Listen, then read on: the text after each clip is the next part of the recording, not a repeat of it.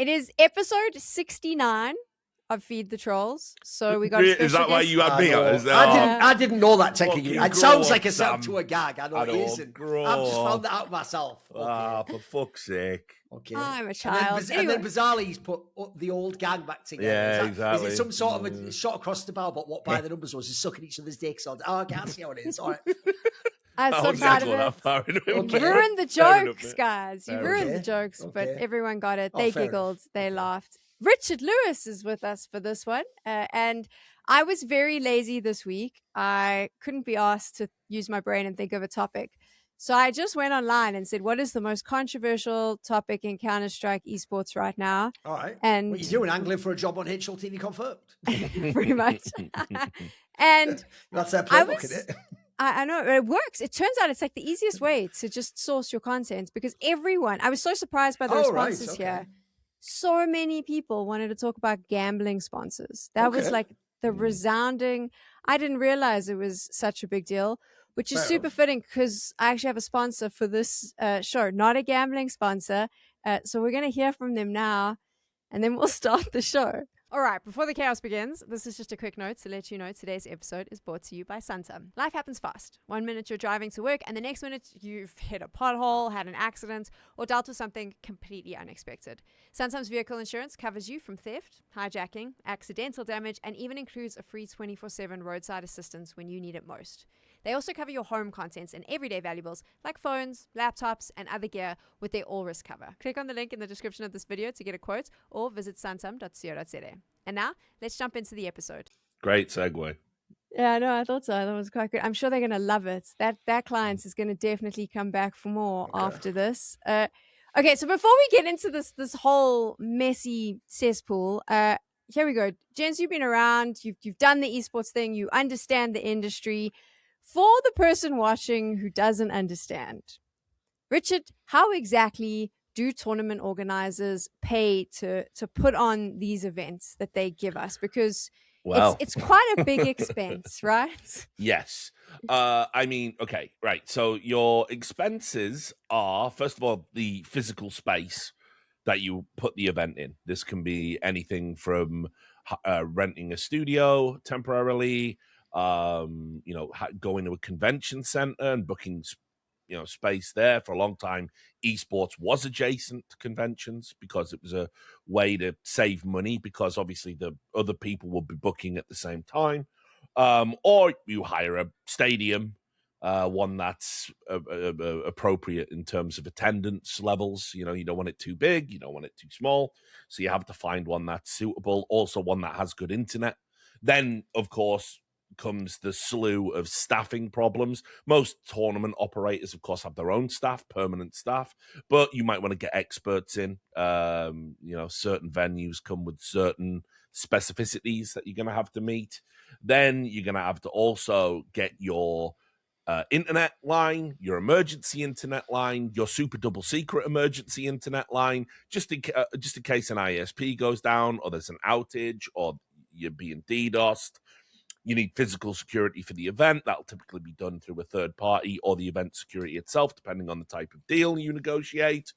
What else? Of course, you need people on the broadcast. So you have to hire dickheads like us to sit there and talk about which adds up if you think of all the people you had. That people don't realize that bill could be like approaching 6 figures, depending on how you do it. I mean, one of the reasons that they want to shave the fuck... Look, let's also be real about it, just as a little sidebar. One of the things that TOs have been doing is like essentially narrowing down the number of broadcast talent you have to hire. Yes. They've merged the sideline reporter and stage host role into what we now just call banks, right? Like that. Sometimes they even do, I notice now, segments where it's almost like the sideline reporter is the host and there's one analyst. And then that's like instead of a desk, sometimes they're even doing that. Because if people don't know, if that takes one day off your budget, that might be like €1,000 saved instantly. Yep, and obviously we've had all the discussion about, what shall we do with the analysis desk? And how many people should be on it and all of that stuff. But ultimately, I mean, like even on a conservative broadcast, if you think about it this way, I would say ballpark figure $1,000 a day, ranging from the lowest tier to the highest tier. That probably puts you somewhere in the middle. $1,000 a day, maybe 1,500. But anyway, you're in that ballpark. So then think if you hire like 10 people and then it's 10 days, blah, blah, blah. So exponentially snowballs like that. And then what else do you need? Well, you might have to bring some admins in. A lot of those admins are volunteer, but we're moving away from that now. So you have to pay admins again. You might have them on the books, you might not. Blah blah blah. Advertising, it's a fucking nightmare. It's a super expensive endeavor putting on an event, and I didn't even realize, like, probably until I got to look under the hood at E-League, like back in 2015, 2016, when I was a bit more hands-on with running the event, when I started to realize like how much it cost. I mean, like, one episode of that was like $250,000-$300,000. It was like, crazy the amount of cost that went into it, and that was with stuff they owned outright. So it's a very, very expensive endeavor, and generally TOs use sponsors to partially offset the costs. Why do they have to do this? Because nobody in esports pays for anything, nor do they want to. It's mysterious. Well, I mean, that's the next question, Thorin. What are the income streams? Like, what is the benefit of running a tournament? So you sell some seats in a stadium. Do you, though? I mean, there we go. Do you? And you've got, 2 weeks leading up to that where you're paying for the convention center or the space where you're running the group stages. You're paying for all of the staff. Richard's mentioned you're putting them up in a hotel. You're feeding everyone. Forgot about the hotel costs. That was another one. all of that. And then, of course, there's some sort of emergency, something. Yeah, all of that. So now, what are your income streams? If you are, if you're a tournament organizer, you sell some seats, and maybe you get some Twitch and YouTube advertising. I mean, where else would you make money? This is the problem. Obviously, the easiest way to contrast it is, since it looks, this is the model we followed, since we make it look like sports, people make the mistake of thinking that we've nailed the inputs to the sports aspect, which we haven't. So in sports, if you have a pie, the biggest part of the pie in major sports is the broadcast TV rights deal. That's why what the Premier League was formed on and still to this day runs off. Yeah. That part doesn't exist. Like, it flat out doesn't exist in esports. The rare times it was even attempted, things like the Overwatch deal with Twitch, the joke is the guy who made that deal got fired because of that, because it was like a giant deal. It didn't make sense. And now it just flat out doesn't exist. Like, now, that's why, by the way, it's actually a good example to segue into the topic that people complain about shit. You know, when people will complain, oh, can you believe this event or this smaller event or this like award show? It's exclusive on Kick. Yeah, because they're paying for it, dickhead. Twitch wouldn't pay you to do it because Twitch is already the biggest game in town, so they know you'll go there for free. So if anything's ever exclusive, that's another way to increase this point as well, Twitch actually can't afford it. True. That's the dirty little secret of the industry. If you check out that 4 Horsemen episode we have, they're not really invested in esports that way anymore. They don't view themselves as an esports company. They're like a streamer platform with tech. Yeah, and barely invested in their own streamers now, which is why they've lost a lot of the big names. Yes. So first of all, the biggest part of the pie doesn't exist. There are no broadcast rights. Then tickets would obviously be huge in any major sport, right? I always have to point this out to people, whether it's a concert or a football match, none of them last 10 hours. None of them can have overtime and go 13 hours. Like, you don't sit there for the whole time. So already the venue, you're charging way less for tickets than you would to Taylor Swift or a football game. But you're also putting on a broadcast that's like 3 to 4 times longer. So that will never even work out anyway. Like, I'll tell you one thing that would really shock people, because they imagine all like celebrities are all superstar, millionaire, billionaires, etc. They would probably be shocked by like the margins on a popular singer concert. They're not as crazy as you think. Yeah. They're not just printing money hand over fist. When you all complain, funny enough, also about like Ticketmaster price. So, and I get the gouging aspect where it's variable. It can go to like 2,000, or it can be 200. That's true. But when people go $500 for a ticket, I'm like, mate, are you from the like 1980? What do you think it is? 50 quid or something, you lunatic? Like, again, how they're doing it in giant stadiums, bro, like sports. Think how much that is to rent. Then you've also got, so you do have ticket sales, Sam, but the problem is the ticket sales aren't very much at the ticket amounts. Let's say it's probably €50 a day. That's a reasonable amount, I would say. That's actually probably a loss leader aspect, by the way. You don't make money off that.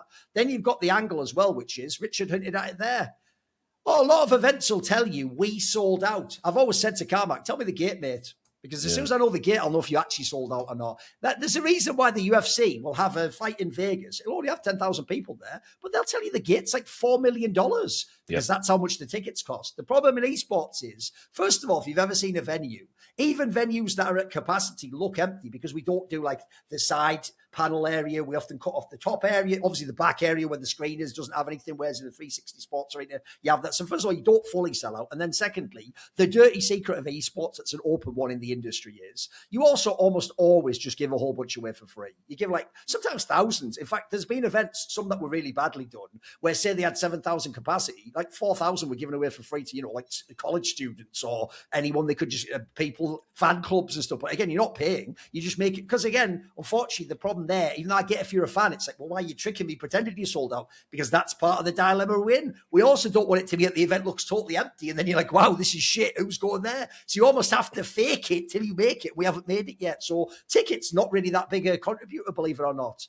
Then you've got the sponsors. By the way, sponsors in sports is such an incredibly tiny amount of the pie. It would be like 80% of the pie in esports. That's how ridiculous we are. So, when people say, you'll have heard it yourself, Sam, for this podcast, just get sponsors. Like, you know how hard that is. Like, the joke is, like, most podcasts aren't sponsored in esports. Most fucking shows aren't. Like, they have a limited one-off sponsor every now. There isn't just a queue you go to and go, hello, I'd like some sponsors. I've got a thing here. That's a whole business in itself. I can tell you the podcast market's its own thing. And then lastly, you have merch. Now, sadly, because they went to the event and they bought a FaZe jersey, they then think it costs €50. They think again that you're making money hand over fist on the merch. Like, merch is a drop in the bucket. That's one of the smallest ones. Even if you sell, like, I once asked someone basically who knows behind the scenes how much the margins are for running merch, and they told me something crazy. Like, you'd have to sell like 100,000 jerseys to even get anything but much like real money. Because when you cut in the costs, whatever, say a third goes to the manufacturer, then you have the distributor, then you get yours at the end, and then by the way, depending on if you're the event organizer, you probably share some with the team if it's a team jersey, and then at the end you get your little bit at the end. And that's even itself, I think, part of selling the dream of esports is you want it to feel like sports, where you go there and it's in the arena that our sports in and it's sold out, and then we're all buying jerseys. That's all just some LARP shit, boys. Like, that's barely even getting to the point where that's ever making money. That's why, by the way, the real secret of esports is majority of events anywhere in the world lose money running the event. The event itself is advertising for esports, and it's a way to blow up other things that get investment in your company. And any event that says they make money almost certainly has a secret loophole you don't know about, like the city they host it in has agreed to give them the venue for free, or they run a staff that is in a country where you don't have the same labor laws as Germany or the USA or UK, and you don't have unions in the same way. So maybe you can pay people less, or one person does two jobs. Anytime anyone says they're actually making like net positive profit from an event, it's almost certain that they have essentially a secret sauce like that. The average event that you run, you lose money. If you ever watched the episode of the Four Horsemen we did with Arnold from Gen G, they were wanting to run home stands, like, they run their own event for the match. And they're the best, basically like the best Korean League of Legends team. And they themselves were saying with the costs, it was going to be $1 million a home stand, $1 million. And their hope, their dream wasn't even ever make money. It was just almost break even. Almost. That was their pipe dream. I think so when you're watching at home, remember you've just heard all the money and all the costs of everything. You're sitting and you're just watching it, and it's costing you nothing. You don't have to pay for any access to it. And you might be thinking, well, why do TOs do this? I mean, the argument could be, especially with Counter-Strike and Dota, those are like two of the biggest games. There's a lot of prestige, but exactly what Thorin said, in my opinion, those are just adverts for tournament organizers, because what they can then do is go find that weird freaking Brawl Stars publisher-owned game. That's the other secret sauce, right? You balance the books out by getting someone to white label you something. They pay, but people at home don't know. They're actually paying for your Counter-Strike event.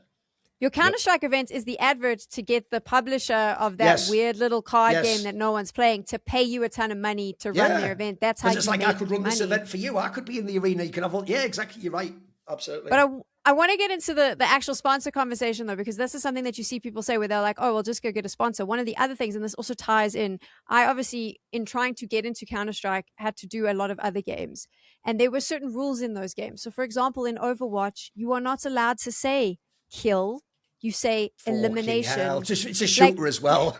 But this is where I think people don't understand. This is like the weird, ridiculous marketing brains that sit in big corporates, and it is insane. But to them, a game like Counter-Strike, very bad. We say terrorists, we say counter-terrorists. We have guns with real names that shoot real bullets, and we show blood, dead people, and we say kill. Bombs, all everything. of that's bad. Done. Like, and for whatever reason, you've got like some endemic brand, whether it be like Coca-Cola or whatever, they don't want to touch that with a 10-foot pole because their brand guidelines say they can't be linked to it. By the way, we even technically have IDF soldiers in the game as well. Like, you have to say, if you could go back in time, you would just do it differently, wouldn't you? You know what I mean? Like, set it on an alien planet or something like Halo, mate. What are we doing? Well, exactly that, right? And then obviously like in a Fortnite or an Overwatch, they were very strict in their broadcast. You'll notice they don't show blood. Their guns don't have real names. They shoot freaking plasma bullets. And yes, they're killing people. It is a shooter, but they position it in such a cartoon way that they can get those sort of well-known brands to give them money. In the case of Counter-Strike, I mean, Richard, we don't have a lot of options when it comes to sponsors. That is the bigger picture, right? So I feel like I'm just sounding very pro-gambling at the moment, which is not the case. I'm just trying to give people as much insight into this. That's there we go. No, but I mean, like, I get it. I think, first of all, just like something to also understand about the sponsor landscape with Counter-Strike. It's not just that it's a game that has all of these like adult themes in it, which is definitely going to give you a certain type of sponsor anyway. It's that back when it was the new hotness, like in esports was popping off as being a good place to invest, Counter-Strike was seen as the jewel in the crown because it was a game that was easy to understand and easy to follow, had a pretty big community around it, had all of this like infrastructure we'd built up over 20 years, you know, with like, we have recognized commentators and we have recognized players and we have big personalities and we have a way of doing analysis and everything else. The TV companies loved all of that. And that's why like shit like E-League, you know, was like, we're going to make Counter-Strike the flagship game. During that time, getting a sponsor was easy.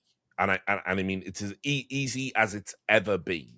And what happened was we got a bunch of non-endemic money and it went into the hands of primarily American owners, American organization owners. And they totally fucked it. They shit the bed in terms of how they spent it, hitting deliverables. And now we're back to the days of maybe if you're an esports org, you get a mouse sponsor, you know, like stuff like this. We had fucking big car companies and fucking, absolutely, you know, fast food chains sponsoring esports back then. We don't have that now because essentially a lot of these owners killed the goose that laid the golden egg. You know, and you once non-endemics see something as a bad investment, it's very rare. You're talking like decades essentially to get them to come back around to the idea. So yeah, getting any type of normal sponsor in esports now is the hardest it has ever been. And this is why you've seen the cycles of what we get. You get your cryptos and your NFTs and your gambling, and eventually you get your tyrannical regimes. You know, that they're the people that are willing to throw money into this now, and almost exclusively so. Bar, you know, like I say, there's some endemic companies. You know, if I make a chair for esports competitors, I have to sponsor esports. If I make a competitive mouse, if I make a monitor that's got 610 FPS, for instance, because we're up to that now, and I'm still on 240. They'll sponsor esports. They have to. That's their customer base. But why would Buffalo Wild Wings come back to esports now? What's the upside to them? Yeah, there is none. So unfortunately, we are the architects of our own downfall in a lot of regards. But that isn't the biggest problem. Also, I'll throw in another detail as well, which is for some weird reason, there are like superstitions in the esports industry that I think hold some of these details back too, which is for many, many, many years, they've also treated it like the audience were children. But the problem with that is the kind of sponsor Richard's talking about. If I was to start over with Counter-Strike, I would say sell it like the UFC, mate. It is about guns. It's some macho shit where you're shooting and fucking your boys. And so sell them on wings and alcohol and fucking gambling. Harley Davidsons, and the new Rocky movie and shit. But instead, we stupidly went the like Disney-fied PG angle of like, don't say anything, people all buttoned up. And I think that was a mistake because actually we're in sort of like the no man's land for me. Yeah. That used to drive me insane when I was doing Overwatch was how we were directed by Blizzard about how we could speak on the broadcast and things like that, and like no spicy takes. Like I got leaked the list of words, all the no words. Yeah, I had the full list. Yeah. We also.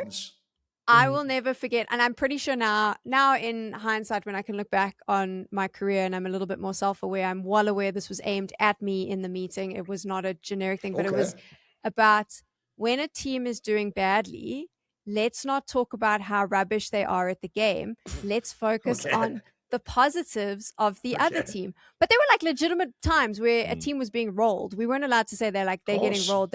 You had to talk about how good the other team was.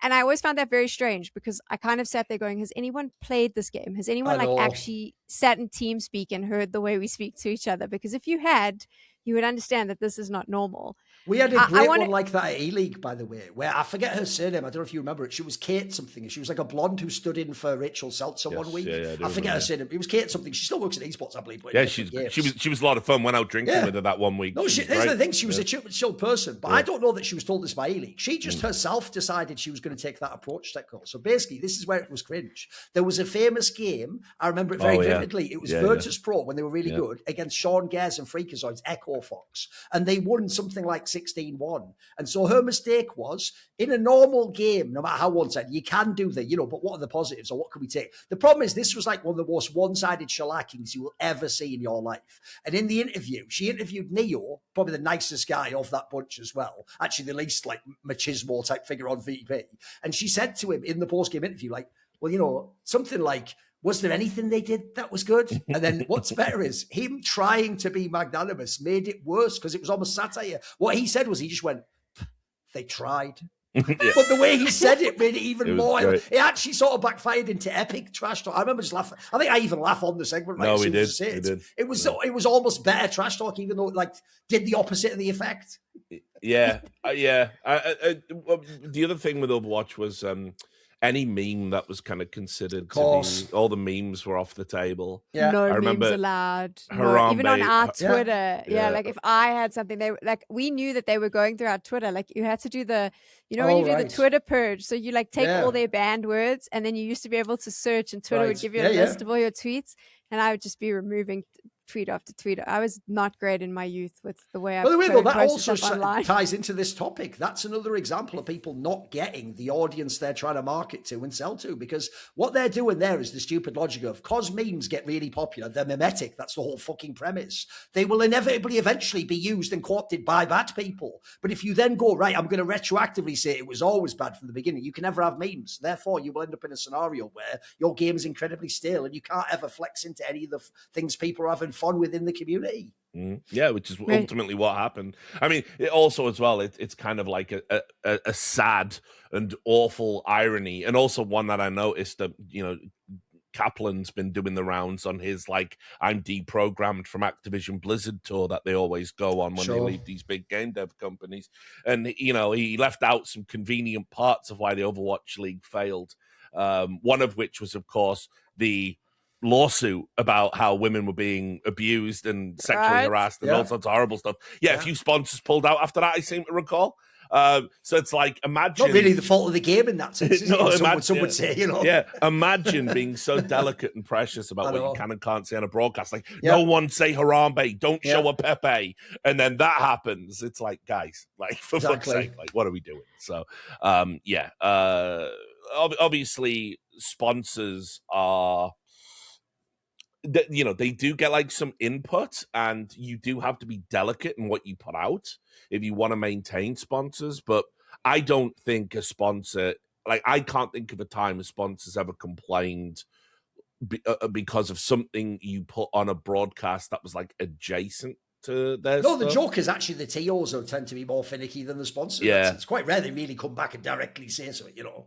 Yeah, so. Also, here's the one thing I will say. As an olive branch to fans, I do understand why some fans, assuming they haven't listened to our work, are confused by this. Because, like I say, we're sort of LARPing like we're already sports and we've already got the arenas filled and it all looks just like sports with the jerseys and the really expensive popcorn and it's in the same venue. But they don't understand that the wages for real were largely being paid by just investment money. Well, there's no sport in the world runs like that. Or if you do it because you know you're going to need 10 years runway and eventually you get the billions like the UFC or something. Like actually essentially what we did was pretend like, because we had sponsors all over the jersey like NASCAR and we had all the same events and it's a sports team. We pretended like we must be making money. That's what every fan assumes. That's why unfortunately we get to this whole topic of like who should be allowed as a sponsor. By the way, the idea a fan gets to decide who the sponsor is. Mate, you're not the one contributing. You get no say in it. And so also I would frame it, since he mentioned like tyrannical regimes, that's another reason why the idea you're going to get precious about a specific betting sponsor. Mate, the only other game in town literally is tyrannical regimes and people who want to sports watch. So I don't know about you. I don't think this is a crazy, like, weighing it up to me. I think killing people's worse than having betting addiction. I don't know about you. I think that's an easy choice for me. Difference is you can actually stop a betting addiction if you ever had one. And guess what? Not everyone actually gets an addiction. Actually, you know what? When you execute people, 100% of people die from that. It's so true. And you know, I actually, there's a video I did with Stico and I have no idea when it's coming up, but we were talking about like the care of young players. And what I loved was he basically was like, it's no one's responsibility except yours. Like, be an adult. Everyone else, they go for a job. They have to like figure out the finances, figure out contracts. He didn't say it like that. He's much more polite. No, of course. I was going to say, you're making it like if he dies, he dies. Like, oh, is that Stico? But he got Stico, right? Fucking hell. Sounds like Nick. We got into the gambling conversation and he mentioned, like, he said, you know, you see a lot of these young players and a lot of these young kids that get into gambling and whatever. But he was like, that you can't, the responsibility of that can't fall on, like, for example, an organization. Like, at the end of the day, you're a team. It can't fall on your no, of course not. Your teammates, you know. And it kind of when you were speaking about that stuck in my head as well. Of like, are we saying like we can't have gambling sponsors because someone could get a gambling addiction? That's like saying you can't buzz whatever light or whatever beer it is can't be at the football because someone might get addicted to alcohol. It feels a little bit ridiculous. And I mean, I suppose it leads us to we'll go off topic a million times if we're not careful. But I mean, Richard, this is the point, right? The big conversation right now, and the thing everyone says is so controversial, is that, you know, we have too many gambling sponsors in esports and we shouldn't have all this gambling everywhere and this advertising for gambling.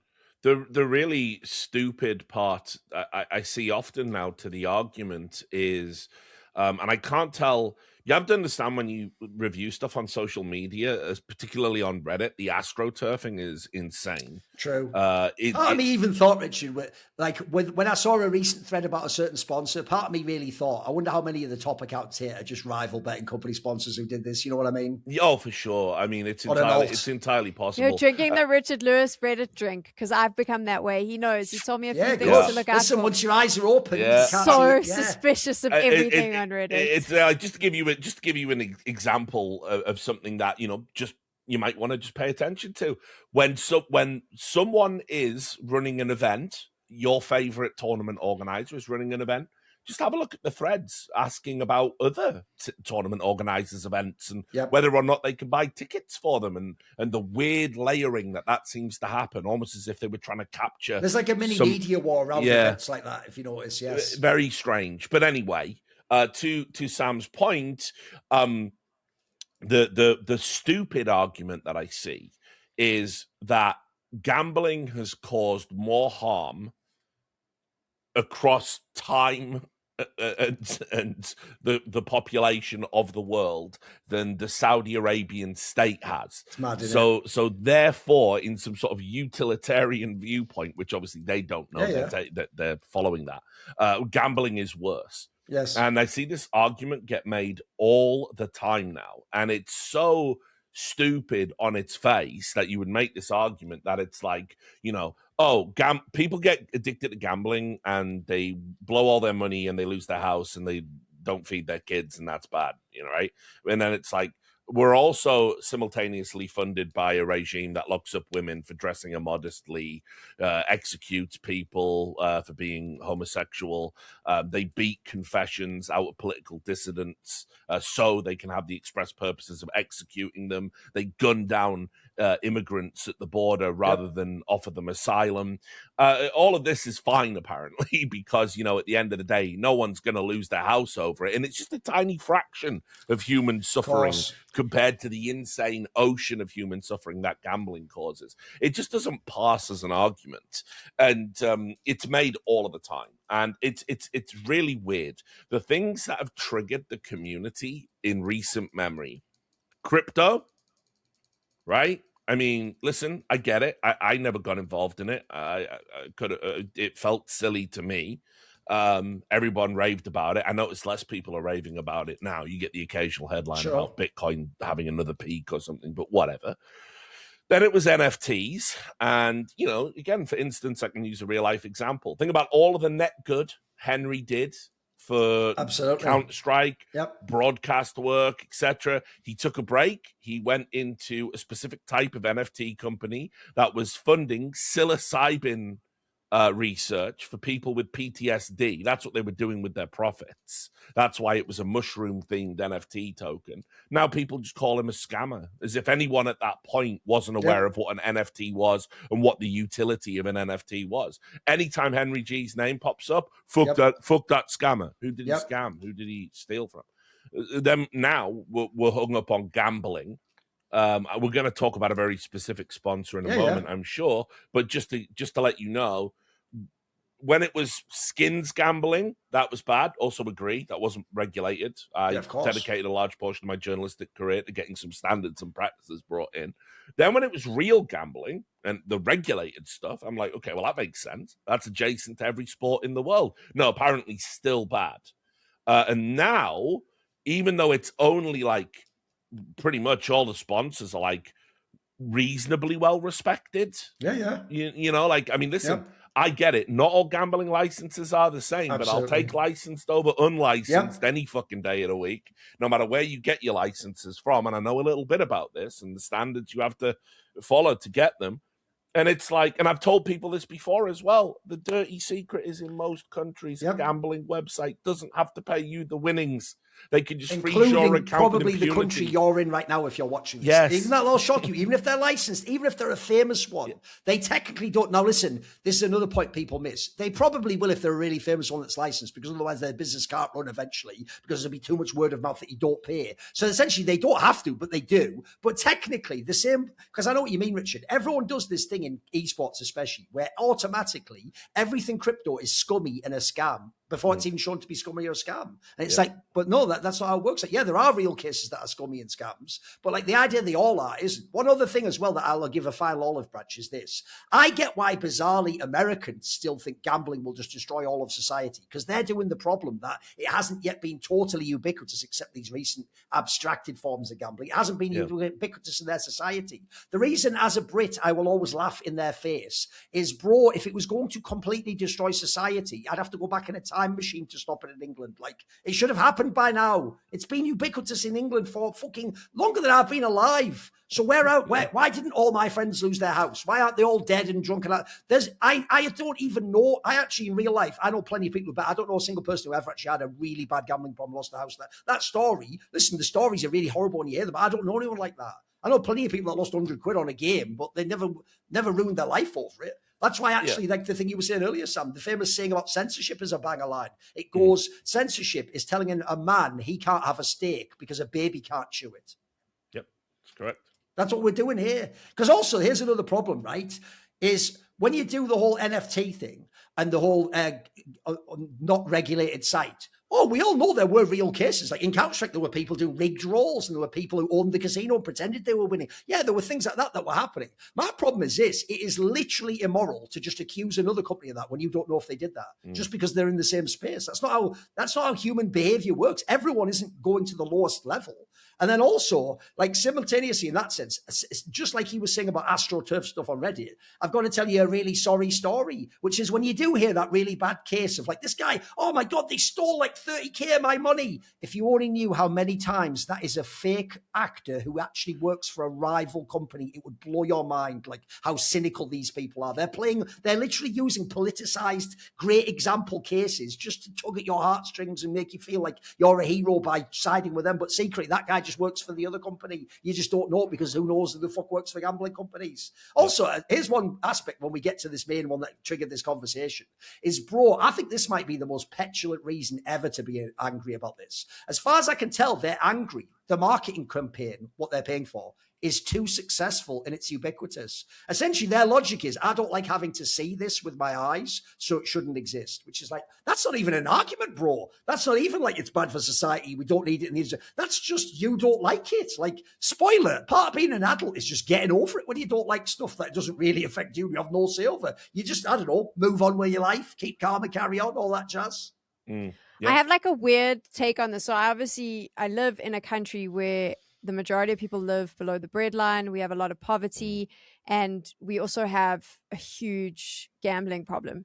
So a lot of the poorest of the poor gamble online. That's their thing. And I understand that it's desperation and it's the dream of, this could potentially take me somewhere else. Like, I've seen that, like, it's okay, well, I've got this little bit of money and maybe this is in desperation something we can have. So we have we have a huge gambling issue in this country. I've seen terrible things happen, and none of them are watching Counter-Strike, by the way. So there's that as well. But I understand why gambling companies spend a lot of money to market out as much as possible, because whether we like it or not, there is a little thrill in winning there, even if it's a little bit, like, we do enjoy it, feeling right or whatever. So I completely get that. But the thing that I'm struggling with right now is, if you, and I think this is, maybe it's a closed-minded thing, but like, I myself don't gamble. So I will stand on a broadcast and I will do the sponsor call out or whatever. I don't go on the sponsor's website. I don't gamble. So if I don't like something, I just don't go do it. If I don't like what someone says, I just ignore them. I don't need to respond. And we can talk about Polymarket, who are not sponsoring this podcast, even though they've sponsored a lot of esports stuff. I do think people also, disclaimer, they do sponsor my company LFN, a bunch of our podcasts. Yeah. So, but the thing that they did, which I thought was, I mean, I kind of thought it was clever, to be fair, is they obviously came out, they sponsored a lot of podcasts, they're sponsoring a lot of esports events, and what they kind of, my impression, and I might be wrong, from what I can see as a viewer and a spectator, is they didn't necessarily be like, okay, cool, we just want you to bang a logo here and do a call out. Like, I've seen a lot of different people do social posts where they kind of use Polymarket stats and figures to do an analytics suite, which for me, and this is where I find that far more interesting, because I go, oh, that's cool. Like, that's something about Counter-Strike I'm actually interested in. I think that I don't go on the site. I don't go and gamble. I just go, oh, that's cool. I thought that was a cool tie-in to use stats and analytics and something we're interested in. And then obviously it's now come out, and this was the thing, when I put this out on the internet, a lot of people coming back saying too many gambling sponsors, and the Polymarket name came up time and time again. Sure. They've been the most successful. Richard, I was about to say, I think that's just because right now they are obviously making a big push into Counter-Strike. So that means people are just seeing them more and more. But the idea that they need to be dropped, I'm struggling with that one. Then they're everywhere right now, because I mean, you have to understand how much money they've made in such a short space of time. For those that don't know the history about Polymarket, they were only like founded in 2020. It feels like they're talked about in politics and world affairs now on a daily basis. If I remember correctly, not long after they were founded, I think they got invested by Peter Thiel. And then most recently, Trump's done a bunch of, sorry to bring Trump up, he's everywhere, but it is relevant to the story. They basically, when Trump was pushing for re-election, he was talking to all the crypto bros, because Polymarket was originally on, like, it was a crypto place primarily. They basically ended up appointing Donald Trump Jr. as an advisor, which I also strongly suspect might be behind some of the animus towards this company specifically. Yeah. I mean, even Peter Thiel alone couldn't get people's Ackles up or whatever. Yeah, exactly. So I'm pretty sure Donald Trump Jr. is still there. It's just an advisory capacity. It's just another way for Trump's family to gain financial benefits from his time in office. Of course, all of that stuff. But anyway, they sponsor everything. Substack. I have a Substack. Yep. Polymarket sponsors Substack.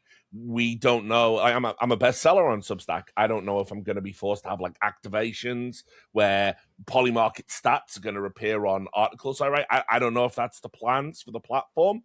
Substack seems to be well funded, and I think they're a good company, and I think it's a great platform. But now Polymarket sponsors them. What does that mean? What does that entail? Polymarket has just got to deal with the Major League Baseball. They're their analytics partner, right? That's huge. People might not watch baseball outside of the US. Barely anyone does inside of the US, but that still is a mainstream sport that's on network television that people essentially pay to watch, now being essentially funded by the Polymarket sponsorship deal. And of course, if you want to be everywhere all at once in esports, you can do that for a fraction of the costs of being attached to one singular sport in America. And that's what Polymarket are doing. And ultimately, just looking at it cold and clinically, it makes total sense. It makes total sense. I mean, the cat's out of the bag in regards to gambling in esports and gambling in sports. It's becoming increasingly legalized across America. Why? Unbelievably high tax rates. You can, up to like a 50% tax rate from all profits made from gambling in states is funding positive things and getting them out of debt and all sorts of other stuff. It's also a big deal when you consider some of the sponsors in esports who aren't registered in the US don't operate in the same way. They just are these pirate entities. They're not paying any fucking tax. Yeah, at least not in the US, etc. Yeah, certainly not. So I don't know enough about the scope of what Polymarket's paying, but I would say it's a drop in the bucket to the profits they make, which is also why some people seem to object. Why does Polymarket make so much money? Well, if you go to Polymarket now, I'll bring it up in front of me, polymarket.com. Essentially what you can do is you can create your own proposition of like something that's going to happen. What do you think the likelihood of this, thing happening is? Yeah. And people from all over the world can come and bet on the likelihood. And then it creates this feedback loop of like, oh, people on Polymarket think AOC is going to be the next president. Yes. And then that bleeds into media. They get a story. People start going, ooh, Polymarket sounds rad. I'd love to bet on that stuff. And then people go there. And if you look on the front page right now, this is, number one, markets or politics. Number two, sports. Number three, crypto. And number four, right next to Iran, is esports. That's how prominent it's got in such a short space of time. And I'm just looking at all the front page markets. I mean, it's all of it. There's like 110 markets for CS2. All of them games. So I'm just curious. How does that affect me, Richard? I am a viewer. I like watching Counter-Strike. I am watching this tournament that Polymarket is sponsoring. How does well, first of all, you get to watch the tournament. I mean, first and foremost, right? Like, imagine a world where we had no gambling sponsors. Well, pack it up. People say that on Reddit. And sadly, it's a very immature tactic. If someone's having a real discussion about practical solutions and you take a hard line of like, you say, well, it couldn't exist without that. Well, then it shouldn't. Well, then, have you? For one, you haven't solved anything, and two, you do know you could create that yourself. Just fuck off. Because that's the worst thing. I can tell you a lot of the people who watch esports now only watch it when it has the spectacle and it feels like it's getting bigger. It's a cultural phenomenon and they know the players make millions and people get paid. If you said, let's go back in time in a time machine to me and Richard being in 2010 and the best team in the world gets paid 1,200 euros a month, these people wouldn't watch. If the biggest event of the year was DreamHack Summer, they wouldn't watch. They wouldn't tune in. Or I say tune in, there's barely a stream. It's Joe Miller and another person on a fucking audio card. Again, these people wouldn't be here. So unfortunately, anytime they do that logic of like, well, it shouldn't exist, then you're almost arguing from absurdity at that point in time. You don't mean that either. Come on. Yeah. Well, I mean, look, I have made that argument about organizations. I think, I think if you can't fund your organization without taking money that put it this way, I don't consider gambling money to be morally objectionable because I don't consider gambling to be morally objectionable. Like, I'm not a fucking Puritan. I don't give a fuck if you as an adult want to place bets on things with your money. And okay, some of you might get addicted to gambling. Guess what? I think you should be allowed to drink. I think you should be allowed to use drugs. By the way, isn't I'd that legalize the weirdest all drugs tomorrow. The weirdest one is that it is specifically gambling triggers them, though, because what's bizarre is even Americans are just fine with alcohol sponsors. You know, I said earlier, I don't know people who completely ruin their life. I know plenty of people whose dad beat the fuck out of them, or they had massive problems and ruined their marriage, or they pissed their own career away because they couldn't stop being an literal alcoholic. I've known people in real life, but does that mean I wouldn't want Richard to be allowed to have a beer? I don't even get what the connection is, you know. So, it's just so back to the question about, how does Polymarket affect Sam the fan? Well, first of all, like I say, without gambling sponsors, we just don't have. Do you like listening to Sponge and Machine? Well, I do. Right, and you for do. Free. Good. Well, and you get to listen to them for free. Well, I got some bad news for you. They're not working for free, and if we know pay, they know talk.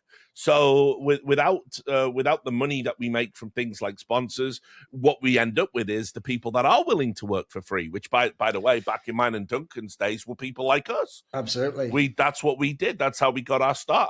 I'm second gen esports. Duncan is first gen. I started as a caster. Well, I started as a writer and then became a caster, and I casted games for free on TeamSpeak. And people would come in a channel and be muted, and the only person you could hear was me. And I would sit up there all night watching a game through, Source TV, and I would commentate games to about 50 to 100 people for nothing in my free time.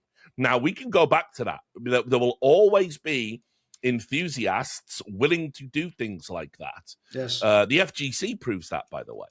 They reject a lot of big money because of the caveats that come with it, and they have essentially a volunteer economy, and they're perfectly happy with that. So that's point number one. Point number two is, do you like your favorite players, Sam, being flown to events and put up in hotels and treated like they are stars? I like watching them get treated like that, so yes. Okay, there you go, right? A lot of people do. They have this parasocial relationship with players. Well, again, that can't happen. We have to go back online if we lose all our betting sponsors. No hotels, no chauffeur-driven shuttles, no business class flights, nothing. You sit at home and you play from your bedroom, which you will notice, by the way, in a post-COVID world, that did become more and more acceptable to the point where we're even doing it as a prelude to the LAN environment. But it would Just be all that. I'm going to interrupt you there, Richard, but wasn't there a Reddit thread just 2 weeks ago about how we hate online CS now and everything should be played on LAN? There was that exact, I think it was about was it Blast Rivals or Blast Bounty or whatever that, sorry, Blast I think it was Bounty, yes. Yeah, we don't want online CS. We don't like it. It shouldn't happen anymore. Yeah, well, I mean, again, it's all we would have. I saw that thread too. I've seen the argument made that, and also I think it's a terrible. I do agree in a way. I think it's a terrible look that the first week of what's ostensibly a prestigious tournament, and I'm just looking into a player's bedroom, and some of these players have whack ass bedrooms. I mean, mine's hardly palatial, but this is a fucking joke. Some of the people like, but anyway. And also terrible webcams in some cases, but blows the mind that someone can't hit 60 FPS on a webcam in 2026, but whatever. So, okay, here's the other problem if gambling sponsors go away. What else do we like? Oh, okay, do we like being able to shower people with, air quotes, life-changing money? Sure. Right? Do we like that idea? We like our favorite players to get paid, right? Well, bad news. That doesn't happen either. So what would end up happening is the people that have already made their millions would just quit.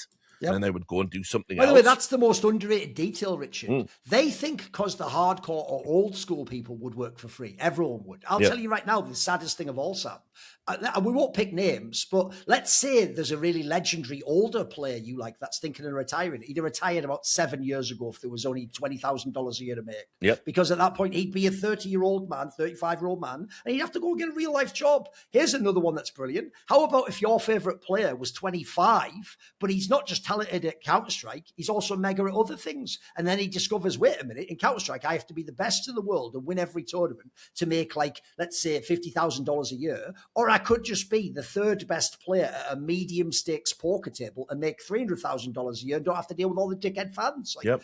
I can tell you there was some brilliant prodigies that left esports at 25 or 20 or something. Here's another one for you. Let's say you're a fan of an up-and-coming player, right? In the old days, when it was a nationalized scene for Counter-Strike, if you can't get onto, conservatively, the third best team in your country, you don't get to have a career.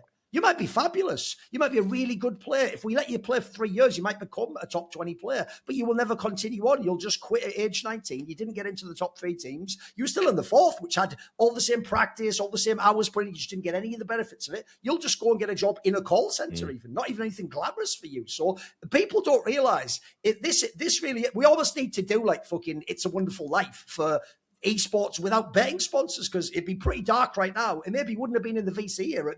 It would be really small compared to what it is now, I think. Yeah, it would be. Absolutely. I mean, it would come back. I mean, there's an easy solution to everyone that's saying, well, we don't want betting sponsors. Cool. So then what we can do is we can get rid of betting sponsors, but then you need to pay a monthly subscription. I'm up for that. I'm up for that. Yeah, it's a great solution to the Saudi thing too. Yeah, you pay a monthly subscription like you would to Netflix, and then that gives you access. And then the FGC recently, I actually saw this. They tried this with, I think it was with one of their biggest events, and they said, okay, actually what we're going to do is if you want to watch it live, you have to pay, and then I think they'll release the videos a couple of days later. And all I saw was just complaint after complaint after complaint, how this is diversive and you can't make it inaccessible and it's absolutely ridiculous. And obviously they were unhappy about the price, but I was like, what do you want? Because I think Richard, that's the point. Do you want access to this? You don't have to go on Polymarket or any of or 1xBet or whoever else. You don't have to go on their site. You don't have to gamble. You just have to deal with their ads on your favorite event, and you get to watch it in your bedroom for free, right? Yeah, I mean, this is the other thing that like kind of will blow people's minds. That the most hardcore esports fan will, and I know this. I've got a video on my YouTube channel called "It's Time for Esports Fans to Pay" or something like clickbaity like that. But the responses are pretty much uniform. You only have 2 types of fan. There's like a 10% who say, well, yeah, I'm a grown adult. I like esports. Makes sense. I pay for everything else. I pay to watch UFC, pay to watch boxing, pay for Netflix. So, of course, I'll pay for an esports broadcast. The overwhelming majority say, if it isn't free, I wouldn't watch. And it's like, but I thought you were a fan. Yep. No, not that much. I find something else to watch. So what you realize is, essentially, in the attention economy, the average esports fan values esports at exactly $0. Yes. That's what they're willing to pay to watch it.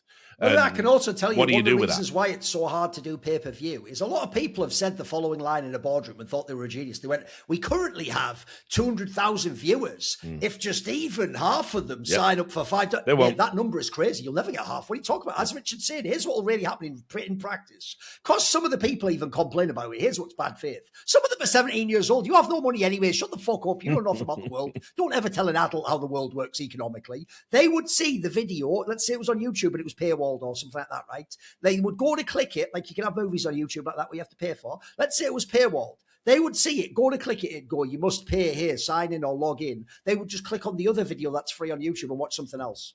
That would be the end of their interest in esports. Yep. It was just something for free that entertained them, while it didn't irritate them, apparently.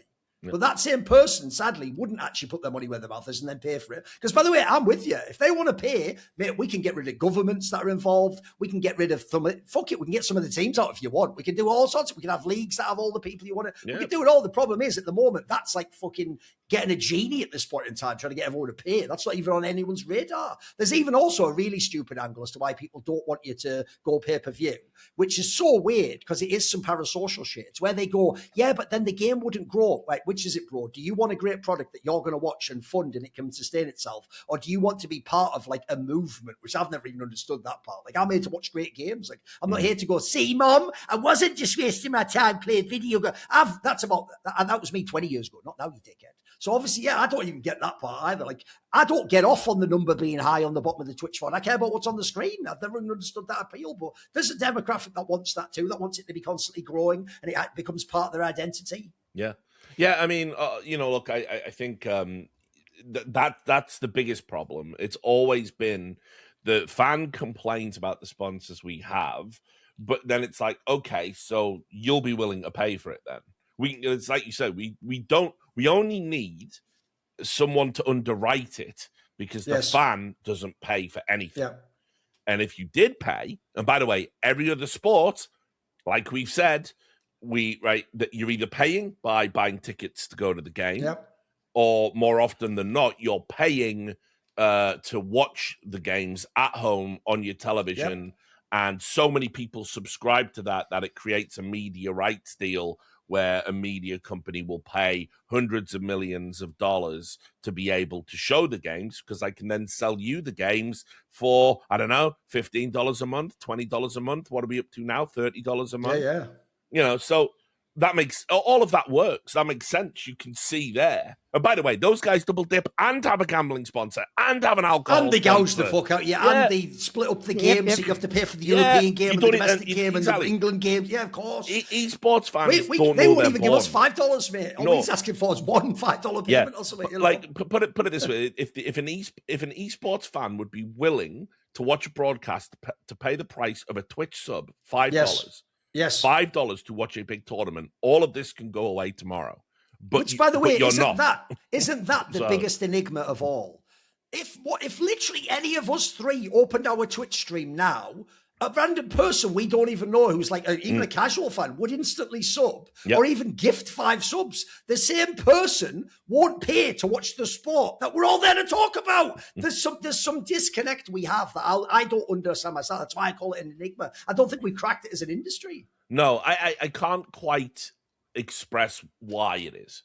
But I do think there is something about people connecting with people more than brands. Yes. And the way we've done esports is we've built brands rather than, and because everyone is ubiquitous anyway, this is another reason why it's actually bad it's not exclusive. It's actually bad for, every event to have the same people. Agreed. It's not bad for us because we get to make loads of money, but it's bad for the products if they want to sell something, because let's say I really like Sam, right? And let's say Sam works ESL, Blast, and PGL. Well, I see Sam everywhere. I don't feel like I have to give any money to the brand she's attached to, because she's attached to every brand. But if I really liked Sam and I was a fan of Sam, but I only saw her at, ESL events. Yes. Ooh, shit, man, I really like Sam. I want to tune in and watch her. Yeah, it might be a reason to pay. But unfortunately, not only do you get all of the things I've listed for free as an esports fan, you get all of your favorite people and some of the people you don't like all of the time as well. But, it's like we really needed to cordon off and create our own products. Like that's one of the great lamentations about Flashpoint. I think it had its own identity and would have had its own crew of people. Yeah, that would have been different to the mainstream, of what you get at every event, which, like I say, it's the same casters by and large. It's the same analysts by and large. It's the same host by and large. Yep. It's to Blast's credit, it's why I like what they're doing. Because they gamble on a few people. Well, yeah, they brought Nat T in as a I imagine that'll be a long-term replacement for Freya, because obviously Freya is works for ESL directly. It's not a diss on Freya, I also noticed, by the way, Blast themselves have started doing stuff like Get Pimped to host the segment where it's the 2-man war. If you know the industry, you know what they're doing with it. But it's a good initiative. It's a clever idea to cut costs. But you see Dupree now. He's kind of bedded in at their events, and this is also spoiler. I predict you'll see the Nat T girl on loads of the Blast events, because they're also pushing us so hard on these socials on the first event. You can just tell they obviously knowing her from Dutch is really, really good. So I mean, this is what the broadcasts need to do. You've got to have your own identity. Right now, everything's so homogenous. It's like if I turned on Twitch at any moment in time to watch a Counter-Strike game, would I immediately know which TO I was watching? If I watched a death segment, would I immediately know which TO I was watching? You probably couldn't. You would have to be like an industry person to get it straight away. So it's, we've made a rod for our own back. And obviously, Polymarket, they're the latest people. They're the latest sponsor people are going to cry about, but nobody offers the very easy I'll tell you, alternative. Sam, well, imagine you as the fan again. I'll tell you a really underrated reason to want sponsors like Polymarket. The games are on every week or two, but there's downtime between the games. And if you're a fan of the game, like a sport, so I do it in football all the time. I'm watching people react to the match, and then I'm looking at an insider, or what does he think about this transfer? Then I'm reading the thing, and then I'm watching a round table and an interview. All the shoulder content is currently done for free and makes very little money off YouTube. I mean, people are watching a podcast right now. If you're watching this right now and you don't want to pay for this and esports, well, how do you think we do this? Because one of the weirdest things to me is most podcasts have terrible monetizations. One thing's actually, I give mad props to Monty for what he's done at Elephant. Like, he's done a bang-up job. And even then, by the way, we're not doing like those massive team owners Richard's talking about. We don't pay ourselves a giant salary. We're doing it like a startup. We're getting a small amount. We're getting a cut of the profit, and it has to sustain the business and keep it going, etc. So one of the things, if you're a fan of Talking Counter, how many times have you heard an ad?